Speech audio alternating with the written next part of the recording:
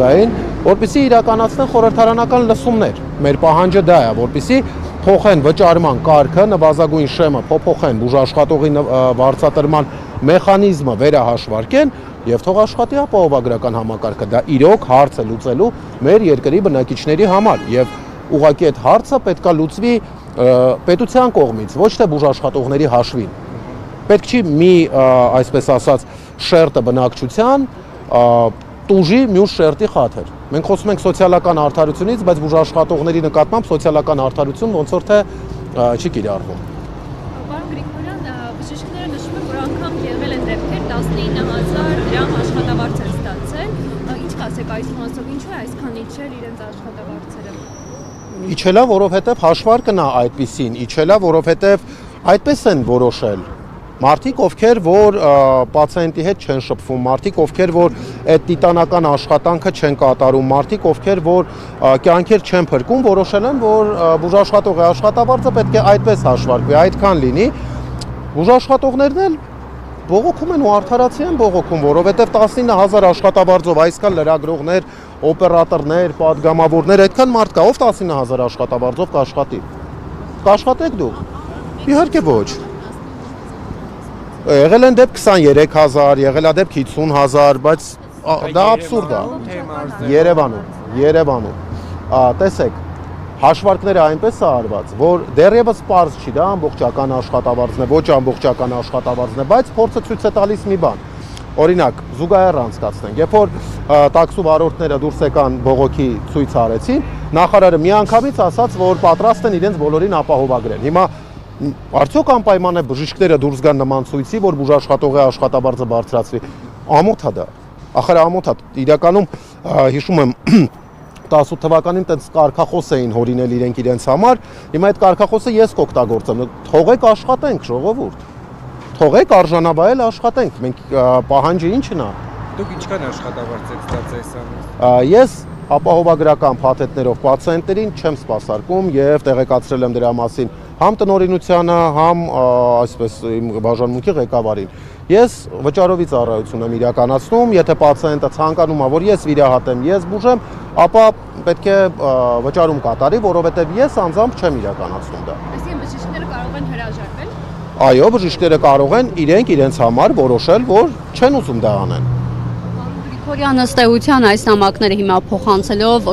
առաջին նպատակը հանրային լսումներ անցկացնել եւ արդեն օրենքի նախագծում ծրագրում փոփոխություններ իրականացվել այս պարտադիր առողջապահության համար։ Այո, մեկ անգամ եւս այո, պետք է լսումներ անցկացվեն, որպեսզի բուժաշխատողները իրենց անհանգստացնող հարցերը բարձրաձայնեն եւ հնարավորություն ստեղծվի, որ բուժաշխատողը արժանավայել աշխատի։ Եկեք օբյեկտիվ խոսենք։ Պոլիկլինիկա դուք մտել եք, մի հատ խնդրում եմ գնացեք պոլիկլինիկայի հերթերը տեսեք ու տեսեք, որ բուժաշխատողը կարող է ամբողջ այդ հերթը սպասարկել ու վերջում 19,000 դրամ ստանալ։ Ու այդ հերթը, որ դուք մտեք տեսնեք, դա մեկ անգամյա հերթն է լինելու, բայց ամեն օրը այդպիսի հերթ։ Մարդիկ գնում են ինձ ձայնային հաղորդագրություններ են ուղարկում, որ մարդիկ գնում են, մտնում են բժշկի մոտ, ասում են ձրի է, գրի գնամ MRT անցնեմ, ձրի է, գրի գնամ ԿՏ անցնեմ։ Ախր չի կարելի, ոչ բնակչությունն է պատրաստ, որ այդ ամենը ցուցումով պետք է լինի։ Ոչ բուժաշխատողներն են պատրաստ, որ պետք է, այսպես ասած, համ պացիենտ բուժեն, համ պաշտպանվեն պացիենտներին։ Կարծում եք առողջապահության համակարգը ղեկավարող անձիկ այս խնդիրների մասին տեղյակ չեն եղել կամ չեն հաշվարկել, որ հնարավոր բացեր կարող են լինել համակարգը ներդնելուց։ Ես կարծում եմ, որ կամ տեղյակ չեն եղել, ինչը շատ վատ է, որ տեղյակ չեն եղել, կամ միտումնավոր են արել եւ հիմա էլ շատ ուժեղ ռեպրեսիվ մեխանիզմ է աշխատում, որևէ հարց բարձրաձայնող բուժաշխատողներին աշխատանքից ազատելու, չգիտեմ, ճնշումներ իրականացնելու ուղղությամբ։ Գիտեք, մեր երկրում այնքան բան է ոչ ճիշտ գործում, որ այս հարցի վերաբերյալ նույնիսկ այդ ռեպրեսիվ մեխանիզմը ակնկալելի էր, որ աշխատելու է։ Այնպես որ կարող ենք համարել, որ երկու տարբերակներից մեկն է, թող իրանք ընտրեն, կամ տեղյակ չեն եղել, սխալ հաշվարկ են կատարել, ինչն էլ մենք ուզում ենք օգնենք, որ ճիշտ հաշվարկի վերջո լինի, կամ տեղյակ են եղել եւ միտումնավոր դիտավորությունով բժիշկներին ճնշումների են ենթարկում, որպեսզի իրենց,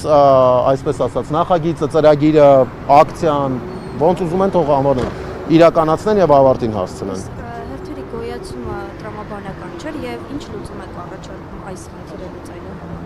հերթերի գոյացումը միանշանակ տրամաբանական է, որտեղ թողունակությունը հիվանդանոցի, պոլիկլինիկայի բնականաբար ինչ որ սահման ունի։ Չեն կարող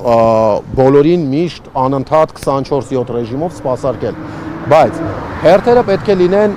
գիտակցված եւ կանոնակարգված։ Օրինակ, առողջապահության նախարարը ասում էր, որ եթե անհետաձգելի է կվիրահատեն, բայց եթե կոնքի կոտրվածք է, կարող է ասեն, իր հարցազրույցներից մեկում ասե, կարող է ասեն տարեք 4 ամսից բերեք։ Կոնքի կոտրվածքով մարդիկ տրոմբոէմբոլիայից առաջի 10 օրում մահանում են, 4 ամսից ոնց այդ մարդուն բերել։ Այսինքն պետք է հասկանանք, որ գործ ունենք ինչ որ մի հատ համակարգի հետ, որը ինչև վերջ հաշվարկված չի, ինչև վերջ իրականացված չի, ինչև վերջ ներդրված չի։ Եվ եկեք փողզիջումների գնանք, եկեք բժիշկներին արժանավայել աշխատավարձը, դուք երաշխավոր եք, որպես համակարգի ներդնողներ։ Բժիշկներն իրենց տեղում իրենց գործը անեն, հավատացած եղեք, ես որ այսօր այստեղ եմ, ես մանկուց չեմ երազել գալ ազգային ժողով նամակներ տալ եւ հարցազրույցներ տալ։ Ես դրա համար չեմ 10-ից ավել տարի կրթվել բժշկական ոլորտում, որ այս ամենը անել։ Ես եկել եմ, որպեսզի պացիենտն է շահի վերջո, բուժաշխատողն է շահի, որտեղ բուժաշխատողին կոպեկներ վարձատրելով կորելու է առողջապահության, բուժօգնության որակը, ինչից տուժելու է պացիենտը։ Գրիգորյան, այդ դեպքում իշխանությունները երբ որ խոսեցնում են տարբեր այսպես տարեցների, որոնք գոհ են համակարգի ներդրումից, ասում են, որ այս համակարգը 1 ժամում, 1 օրում, 1 ամսում չի կայանալու եւ այո, այս դժվարությունները, բարդությունները պետք է բնականon ձևով հաղթահարվեն։ Օբյեկտիվ են այս իրենց հայտարարությունները։ Երկու դիտարկում անեմ ձեր ասացի առումով։ Առաջին դիտարկումը հետևյալն է, որ այո, պետք է ժամանակի հետ բոլոր սխալները շտկվեն եւ մենք էլ հիմա մեր գործունեությամբ ուզում ենք օգնենք, որ այդ սխալները շտկվեն։ Դա մի տեսանկյունն է, իսկ մյուս տեսանկյունը ցույց տվեք որևէ բուժաշխատողի, ով որ պետությունից կախվածություն չունի, օրինակ մեծ պետպատվերներ, ապահովագրական մեծ փաթեթների փոխհատուցում չի ստանում, հիվանդանոցի ղեկավար չի, ով որ ուղիղ կախման մեջ է առողջապահության նախարարությունից եւ նման կերպ է խոսում։ Շնորհակալություն, եկեք խնդրենք։ Ձեր շնորհակալություն։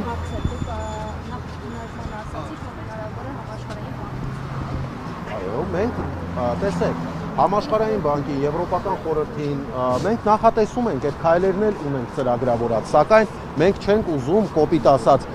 մեր ներսի եղած խնդիրները դուրս հանել, որովհետև դա ի վերջո արտասահմանյան գրասենյակ է։ Մենք ուզում ենք մեր երկրում, մեր ազգային ժողովում, մեր խմբակցությունների հետ լուծել այն խնդիրը, որը որ ծառացել է Հայաստանի Հանրապետության բուժաշխատող քաղաքացիների եւ համապատասխան մարմինների միջև, ովքեր որ համակարգ են ներդրել, որը որ այդքան էլ գործուն չի։ Ձեր շնորհակալություն։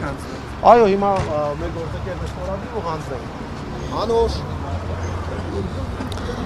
Այսօր մի հարգելի հետևորդներ, ինչպես արդեն տեղեկացրեցիք, ազգային ժողովի շենքի մոտ են բժշկ